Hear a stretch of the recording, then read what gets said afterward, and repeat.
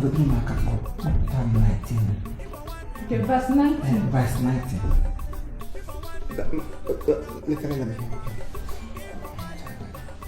Thou.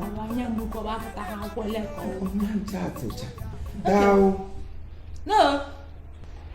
Is this famous totem that I evil giveth thou? Oh, your answer. Hey. Kuchuku do mimi. Machi. Nyokoranga very high omimi. Odi hana akwa na mkpa. Nyoputra wo that na aga ni ile Chineke na ibrai. Omuna mgbe m nọ na evil. Mgbe m na-edekọtala evil. Evil ya wụ ndị mmehie, ndị njọ. Na onye ọbụla na-eme ndị ara ala. Ndị nshinaga. That is you. Oh, Mommy, oh, shalom. Aleke shalom nam. Ele ihe mere. Ele onye tara gị na nkata kọwa ọwa anụmanụ. Ele Kemgbe 2 weeks na 2 weeks ama m ka ọwa awụ ọ ka njidasis ka staphylococcus ka syphilis ama m ka ọwa awụ mshi ebe ya eshi ebe ihe awụ evil attack ajụọla mmadụ ebe niile ha sọ evil attack biko kwanu a sị na unu na-enyere mmadụ aka ewotu unu ga-eche enyere m aka na-enyere m aka biko enwe nebo m nwaanyị bini eshi mgbu aka m nọ na-agbasachi bọsasị na ihe ndị a na-akwa ya eshi n'eriri ya eshi n'ebe a legide m anya ruo ebe a mee m aka otu a ozugbo m mere aka otu a mama na nwaanyị ya eketele m sinsa ahụ ochi ebe taa ya atafee na azụ ya atafee n'ihu ama m ka ọwa ụmụ ọka njidasis ma ama m ka ọwa ahụ biko nyere m aka Candidates ọwụda ọrịa ụmụ mba onye awa ọrịa na-ebu nje ọsọ nwaanyị shirili ọnya. Ọ bụ ya wụ ọrịa ụmụ nwaanyị. Ka ndị na diet iti. I'm right. Biko. Ele ebi sọ na-ata. N'ime ebe a. Biko ọrụ na. Achịrị imerụ anya nsọ. Agbaghị nkịtị gba gị chiri. Ma ọ gị gwa ma Mommy ji ka ọ mara m aka nga. Ọsụ. Oh no. Mama nya magra gị aka. So ihe buru lozo ma bụ ga-abụrụ ọrịa pata nga asị Mommy ji ọ. Mommy ji ọ ga-azọ ọgara gị ụkwụ. Ọ jụghị o moto ọ ga-asọgara gị. Sọgara gị isi sọwa gị akwa. Biko ma nọrọ ọdụ. Ọwa ọwụgụ. Asị m ọwa ọwụgụ ya agbaghị nkịtị gba gị bụrụ ọchị kọrọkọrọ n'ọbụla. Ọbụla m n'oche ndị chọọchị tọkọrọ ego zọla m na nwunye m. Imagine. Kasi kana I want Daddy G.O. I say kana I want mommy G.O. na Daddy G.O. korokoro. Give bring no someone. Mama tani me I want that ministry. Bianga na from Obakuna. Elo ti so se mego. China ba be won yan yo bela me dere heat e metum heat.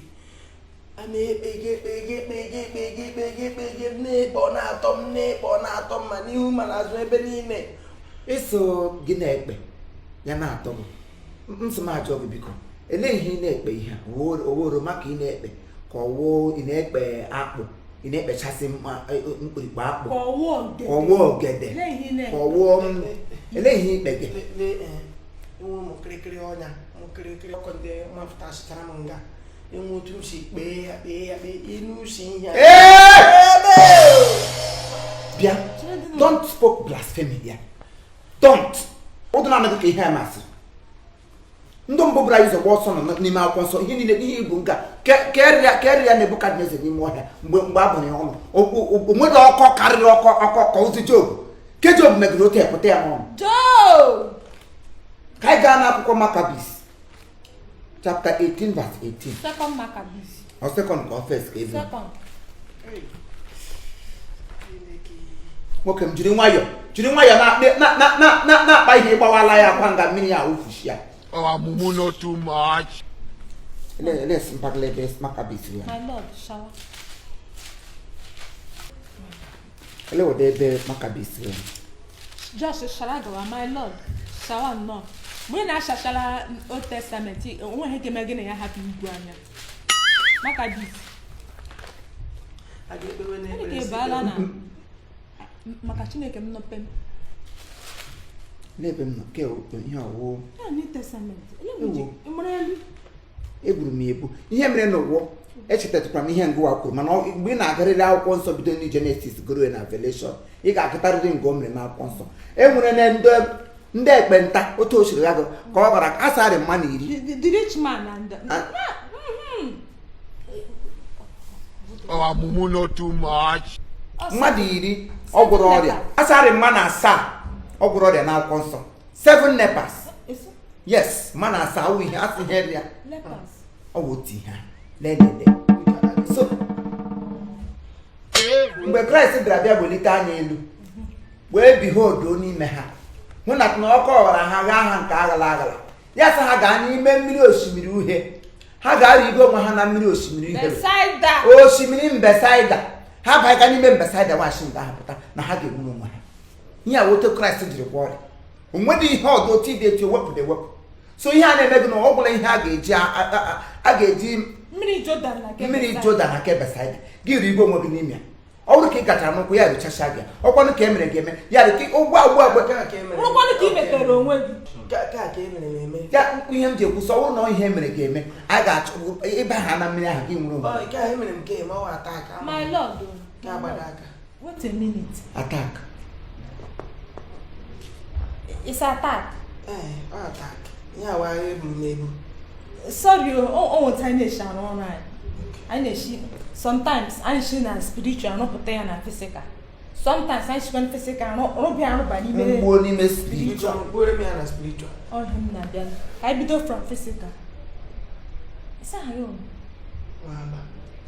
nwaba ịchakwa ọsụm ịchakwa ahụ akwụkwọ nsọ ọsụ cleanliness is next to godliness. So him could be the whole line of Kunga national sponsor direct. I did when it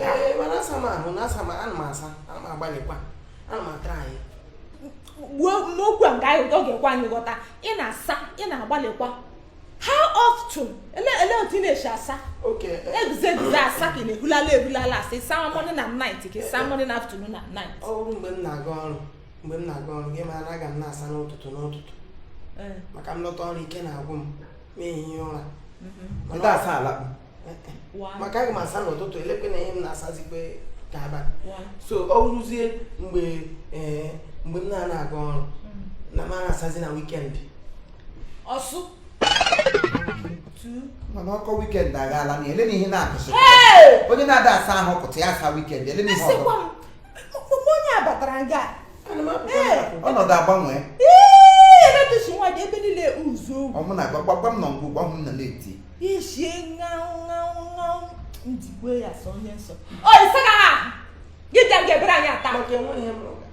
iburu ya ịhụrụ ọnụ meghe sa atak na-atago onye chere majọ onye ga-ebi ime ga-atak ọnwụ n'oke moto ọwụ ịpa aka ka ọwa oke ụlọ elu ọwụ mgbe ọbụla ụnụ gachara na chọọchị a ga-agwarịrị nọ n'ọwa ataka ma ihe iji aka gị metụrụ onwe gị ataka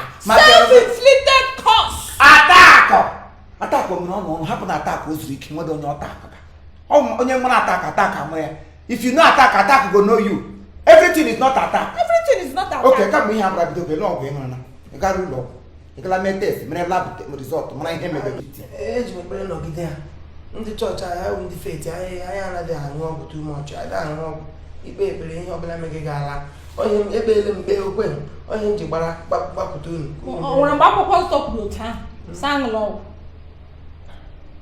ọ gị ga-agwanụ m ngwa na ị ga-anụrụ ya ugbu a ime ihe mere ị ga-alawa gaa ụlọ ọgwụ ka chọpụta ihe na-eme ihe niile awụdo ekpere everything awụdo prayer there are so many things na-eme mmadụ n'ime ndụ a na-awụghọ all about prayer some of them wụkwanụ ihe a ga-awụ eche ka eme gị ka so many are won today because of nkafe etinye kwere ka nwere okwukwe ma ote ị nwere okwukwe ọrịa ha ga-adọrọ gị na ha gị nwoke obi ọma ha ka gị jee ihe oche ote bụrụ ụgbọ na-akpọ ụgbọ na enwere onye gagara gị egwu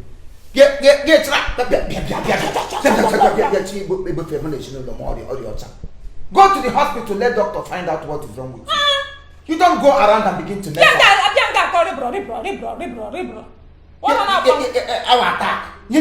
up. Any pastor that told you or that tells you that going to the hospital is a sin, that person should be stayed away from. He's a fanatic. He's a fanatic. So, I would not worry. If you go to the hospital, doctor will give you drugs, then you pray. The drugs will work. That is how it's supposed to be. Move! Go to the hospital and take care of yourself. Or carry Prago, or carry the Chuku, carry the one doctor. Two doctor, walker, engineer walker.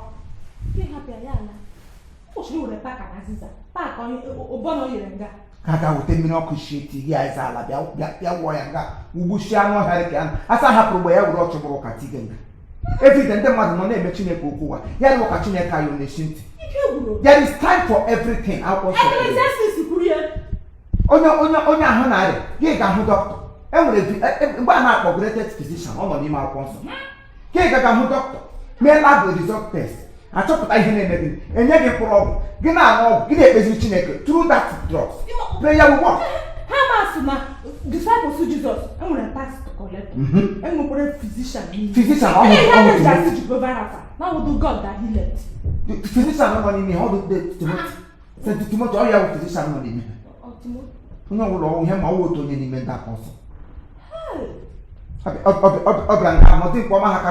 go to hospital and take care of yourself.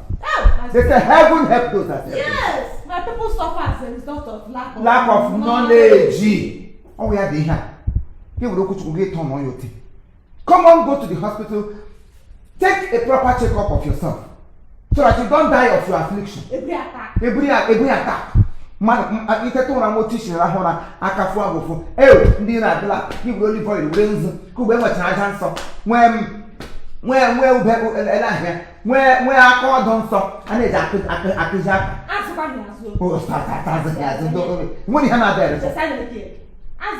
when you are sick, go to the hospital. Let the doctors find out what is wrong with you.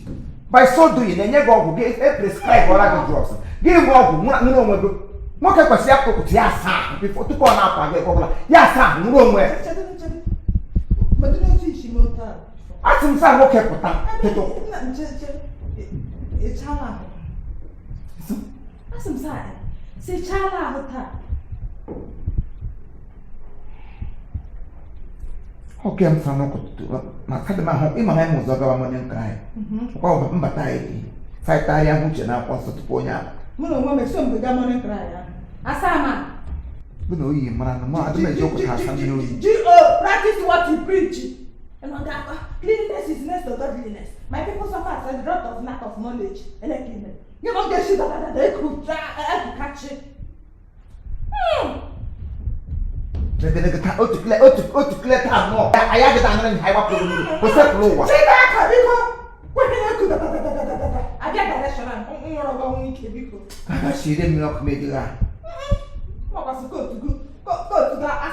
from January to December. Nowhere.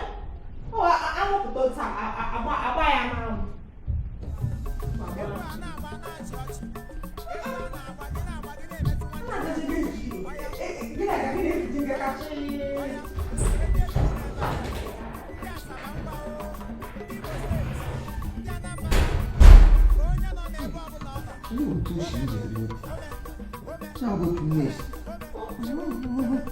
Mesejo